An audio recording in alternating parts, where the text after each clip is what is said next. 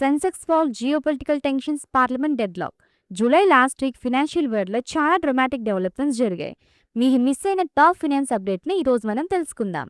ఈ week Indian stock మార్కెట్కి చాలా tough week. Sensex, Nifty 5 consecutive trading sessions లాసెస్లో క్లోజ్ అయ్యాయి. నిఫ్టీ 23,800 లెవెల్ కిందకి స్లిప్ అయింది. మెయిన్ రీజన్స్ ఏంటి అంటే వెస్ట్ ఏషియా జియోపొలిటికల్ టెన్షన్స్ వల్ల Brent crude oil price $100 per బ్యారెల్ని క్రాస్ చేసింది.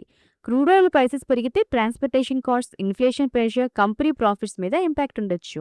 ఇంకా HDFC bank, Axis bank, Kotak Mahindra bank లాంటి major private bank stocks quarterly results తర్వాత హెవీ సెల్లింగ్ ప్రెషర్ కనిపించింది. ఫారెన్ పోర్ట్ఫోలియో ఇన్వెస్టర్ సెల్లింగ్ కూడా మార్కెట్ సెంటిమెంట్ ని వీక్ చేసింది. అయితే ఒక పాజిటివ్ న్యూస్ ఏంటి అంటే ఇండియా ఫారెక్స్ రిజర్వ్స్ దాదాపు $674 బిలియన్ కి పెరిగాయి. కానీ క్రూడ్ ఆయిల్ ఇంపాక్ట్ వల్ల ఇండియన్ రూపీ డాలర్తో కంపేర్ చేస్తే కొంచెం వీక్ అయింది.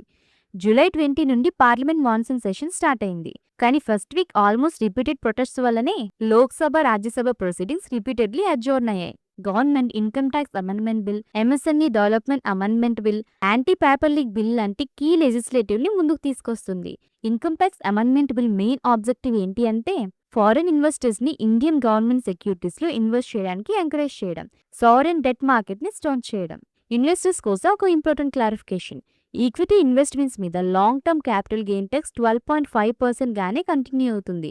రిటైల్ ఇన్వెస్టర్స్ కోసం ఎలాంటి ట్యాక్స్ చేంజెస్ లేవని గవర్నమెంట్ కన్ఫర్మ్ చేసింది. ₹250 చోటీ ఎస్ఐపి ఇనిషియేటివ్ కి మంచి రెస్పాన్స్ కంటిన్యూ అవుతుంది.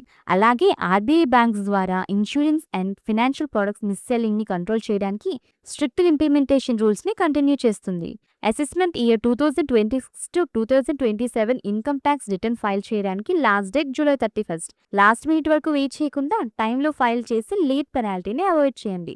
మార్కెట్ కరెక్షన్ అంటే మార్కెట్ క్రాష్ అని కాదు. లాంగ్ టర్మ్ ఇన్వెస్టర్స్ పానిక్ అవ్వకుండా డిసిప్లిన్ ఇన్వెస్టింగ్ కంటిన్యూ చేయడం చాలా ఇంపార్టెంట్. ఇలాంటి వీక్లీ అప్డేట్స్ కోసం మార్కెటర్స్ తెలుగుని సబ్స్క్రైబ్ చేసి బెల్ ఐకాన్ని ఆన్ చేయండి. ఈ వీడియో కేవలం ఎడ్యుకేషన్ పర్పస్ కోసం మాత్రమే. నేను సెబీ రిజిస్టర్డ్ అడ్వైజర్ని కాదు. Thank you for watching.